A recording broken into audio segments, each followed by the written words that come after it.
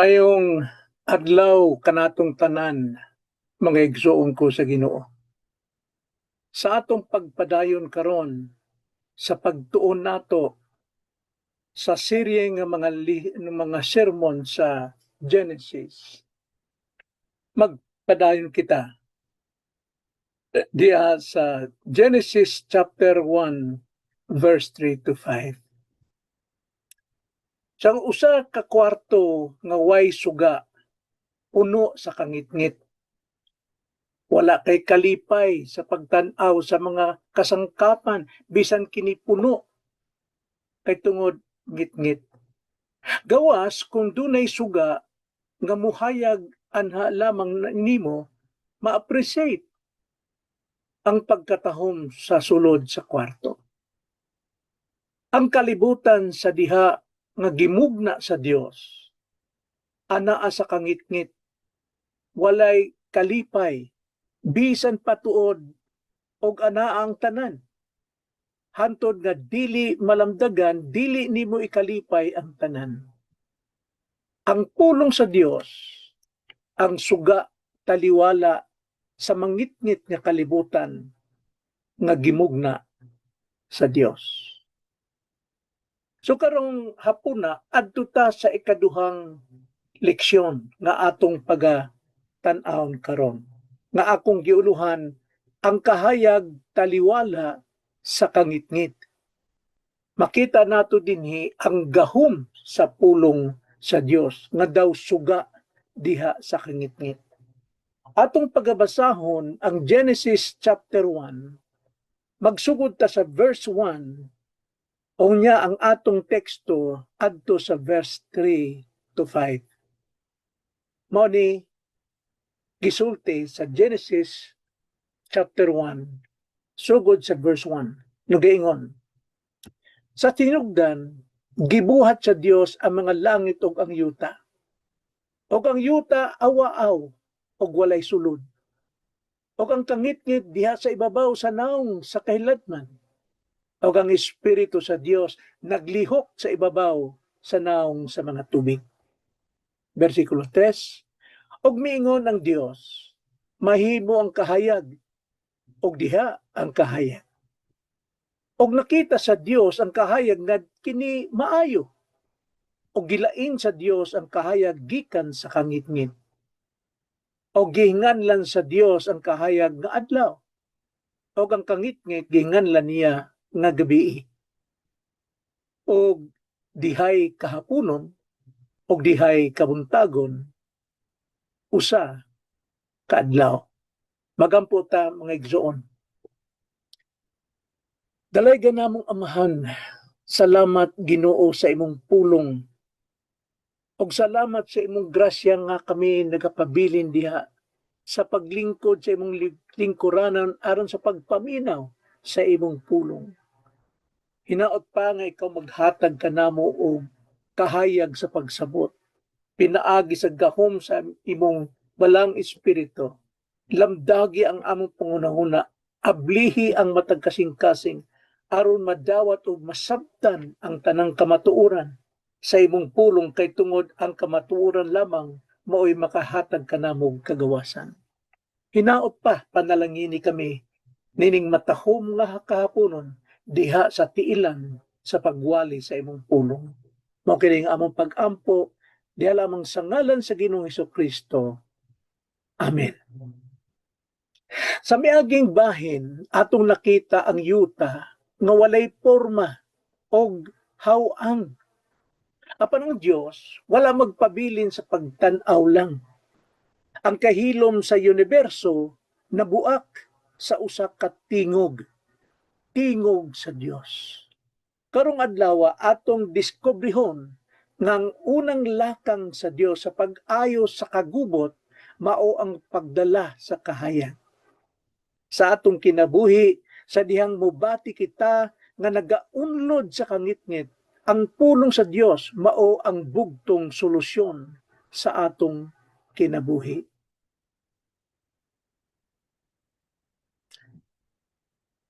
Atong subayon ang likuran sa maong kasaysayan mga igsoon.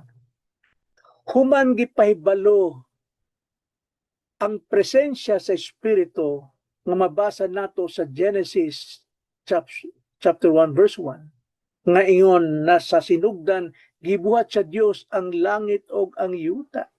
Ug dinhi sa bersikulo 3 ngadto sa 5 nagpakita sa unang aktwal nga paglihok sa pagmugna. Timan mga igsoon nga ang Dios wala mo gamit og pala o bisan unsang galamiton.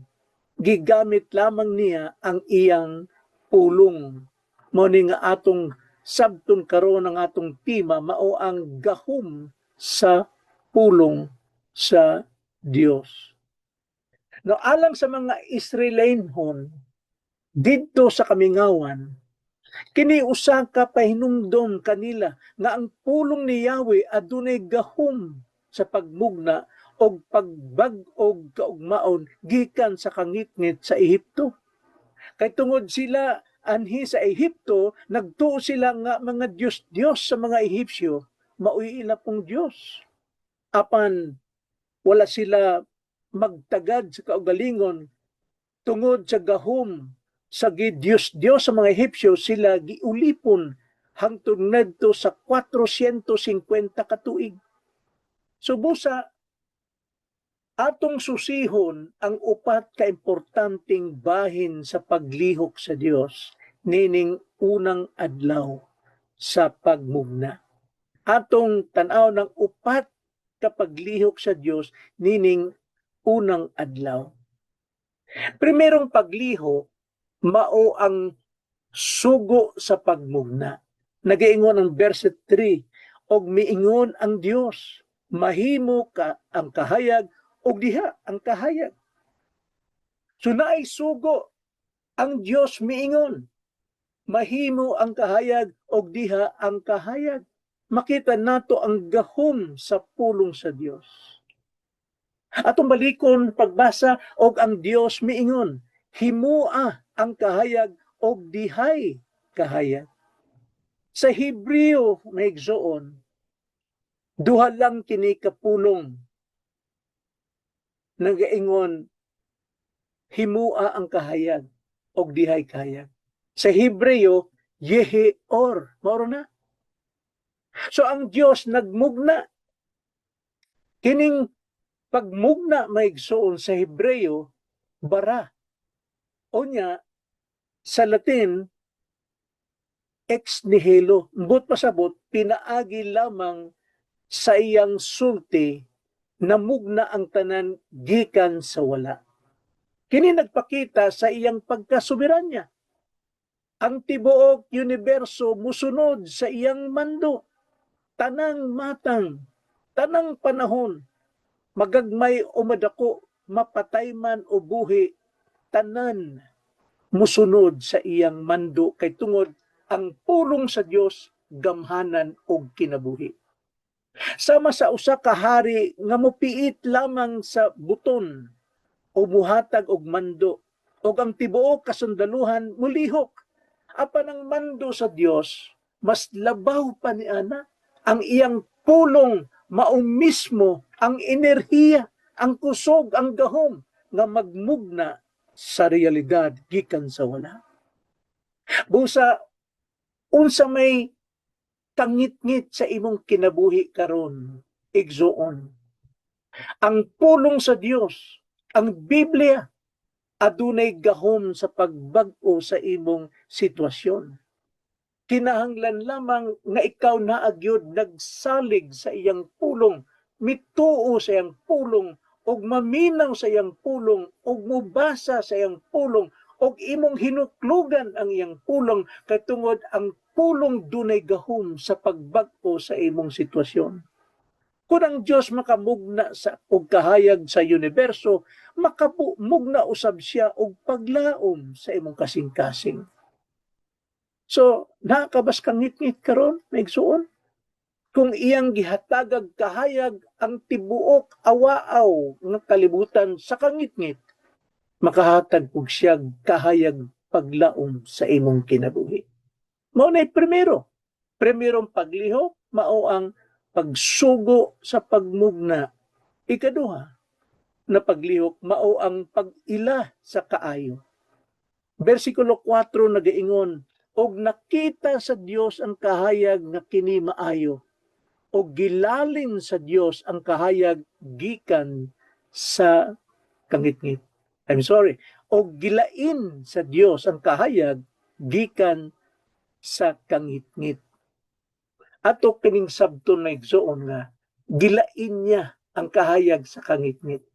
Busa kita sa gitagaan ta og kaarangan nga atong igahin o gilainon nato ang kangitngit ug kahayag sa atong kinabuhi. Ang Dios ingon nga maghuhukom og nakita sa Dios ang kahayag nga kini maayo. Iyang gihukman ang iyang gibuhat nga ang kahayag maayo. So human sa pagmugna, ang Dios mihatag og evaluation. Evaluation sa Binisaya pa paglantaw o pagsabot sa kahimtang. So ang pulong nga maayo iya kining gilantaw pag-ayo. Iya kining gi-evaluate. So ang maayo dili lang kay maayo lang ni kundi sa Hebreo tov. Tov ang buot pasabot nga kini hingpit mapuslanon og nindot, di lang kay maayo.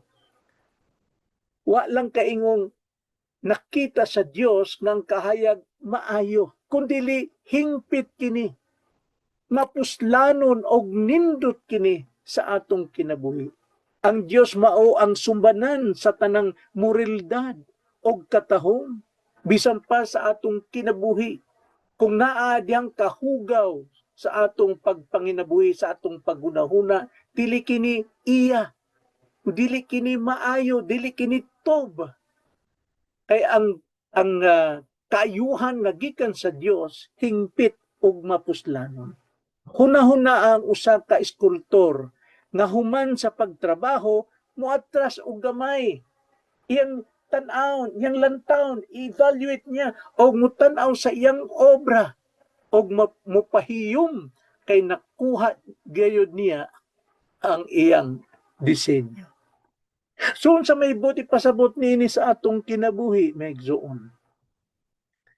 Ang tanang butang nga gikan sa Dios, tob, maayo gayud, hingpit, mapuslanon. So ang tanang butang nga dili mapuslanon sa ginarian sa Dios, sa pagkinabuhi nato nga balaan, dili na iya sa Dios. Kana maayo sa kalibutan apan dili sa Dios. Kung kita magsunod sa iyang kabubuton, ang resulta sa atong kinabuhi mahimong maayo usab. Bisan pa sa mga pagsulay nga atong gisagubang. So unsay primerong paglihok, mao ang sugo sa pagmugna, ikaduha maong pag-ila sa kaayo, ikatulo maong pagmando sa Dios. Atong basahon ang bersikulo 4 o bersikulo 5. Diha sa kahuyan sa 4 o sa primero diha sa 5. Nagaingon, o gilain sa Dios ang kahayag gikan sa kangitngit, o gihinganlan sa Dios ang kahayag nga adlaw, o ang kangitngit gihinganlan niya nga gabi. Gilain sa Dios ang kahayag gikan sa kangitngit. No? Iyag yung gilain, gihinganlan niya. Unsay kalainan sa kahayag o kangitngit. Ang Dios wala lang magmugna, siya usab ang nagpahimutang og mga utlanan sa kangitngit og sa kahayag. Iyang ginganlan ang kahayag og adlaw og ang kangitngit gabi. Ang paghatag og ngalan sa Biblia nagpasabot og pagmando. Kinahanglan atong makita unsa may kabubuton sa Dios og unsa may supak sa kabubuton sa Dios. Ang kahayag maoy kabubuton sa Dios, ang kangitngit anaa diha ang pagsupak sa kabubuton sa Dios. Kinahanglan masabtan nato ang paglain, ang kalainan, dunay utlanan kining duha. Sama sa usa ka traffic enforcer nga nagmando kung kinsa ang muhunong o kinsa ang mulahos. aron naay hanay, naay order ang dalan. Kung walay paglain, adunay kagubot. So busa dili nato taga buhaton ang kahayag daw sa kalibutan nga maoy ngit-ngit, kundili atong buhaton ang kahayag gikan sa Dios. So unsa may buot pasabot nini sa atong kinabuhi mga igsuon? Ang Dios gusto og katin-awan sa atong kinabuhi.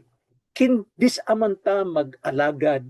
Nag-alagad ba ta sa Dios, nagsimba ba ta sa Dios, o nag-alagad ta nining kalibutan, nining atong unod-nun nga pag-desire. Dili niya gusto nga isagol nato ang kamatuoran sa bakak o ang pagkabalaan sa sala. Ang kalibutang kalihukan sa Dios nung pangalagad, dili gyud na kahayag.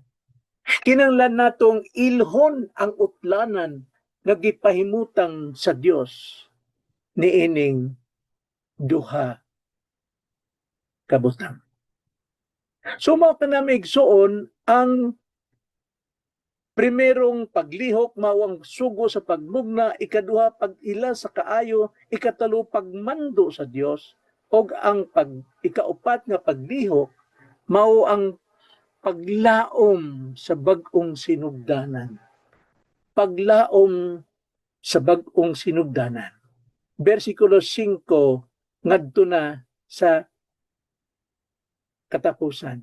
Pero basahon nato ang primero. Nagaingon, og gihinganlan sa Dios ang kahayag nga adlaw, og ang kangit nga gihinganlan niya nga gabi, og dihay kahaponon, og dihay kabuntagon usa ka adlaw. So ang adlaw nga nag-una, ang adlaw dunay moabot nga gabi, o ang kagabion kangit-ngit na ay pag-abot sa kahayag. Mingon sa atong teksto, og dihay hapon, og dihay buntag, ang unang adlaw. Timan nga sa mga Hebrewanon nga panghunahuna, ang adlaw magsugod sa pagsawp sa kahaponon. Nagkangit-ngit ang ilang pagsugod sa adlaw. Nagsugod sa hapon, kangit-ngit, paingon sa kabuntagon nga mao ang kahayag. Kung ikiniusan ni kasumbanan sa paglaom maigsuon. Ang kinabuhi sa tao usahay magsugod sa hapon, magsugod sa mga problema, sa mga pagsulay, sa mga paglutos, naas kangit-ngit apan sa Dios. Gisiguro nga moabot gayud ang buntag, ana ang kadaugan, ana ang kahayag.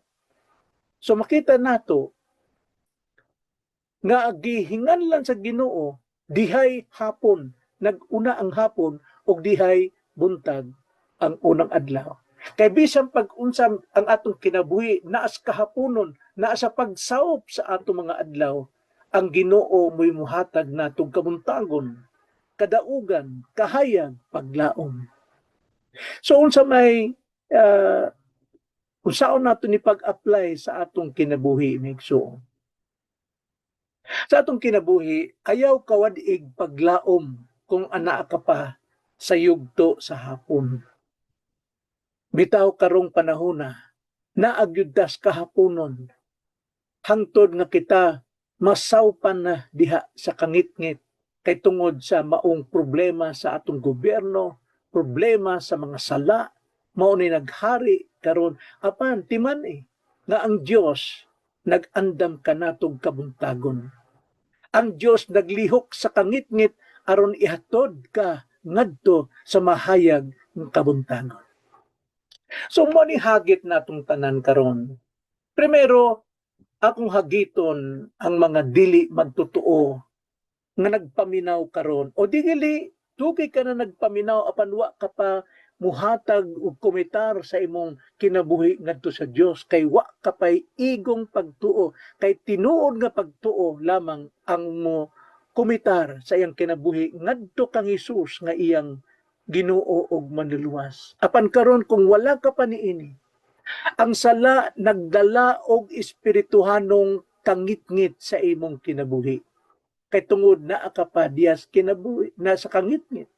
Sumala sa 2 Corinto 4 kapitulo 4 bersikulo 4 nga 6 nagaingon nagsuon alang sa mga dili magtotoo sa ilang pagkabuntag ang mga hunahuna sa mga dili magtotoo gibutaan sa Dios ni ining kalibutan, gibutaan ni Satanas aron sila dili makakita sa kahayag sa maayong balita sa himaya ni Kristo nga mao ang dagway sa Dios.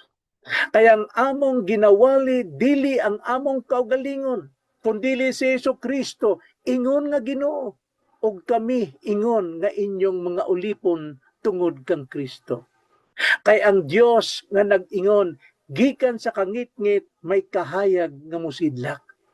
Mao siya ang nagasidlak dinhi sa among mga kasing-kasing aron sa paghatag kanamo sa kahayag sa kaybalo sa himay sa Dios nga ana sa naong ni Kristo ug mao kini ang imong napaminawan nga pagwali.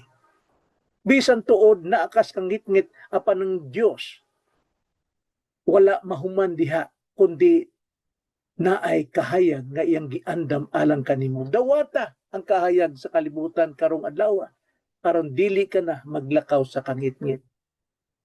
Og alang sa atong mga kaigsunang magtotoo no sahay nagpasagad sa ilang pagtuo, sa ilang pagkabalan, wala magtubo.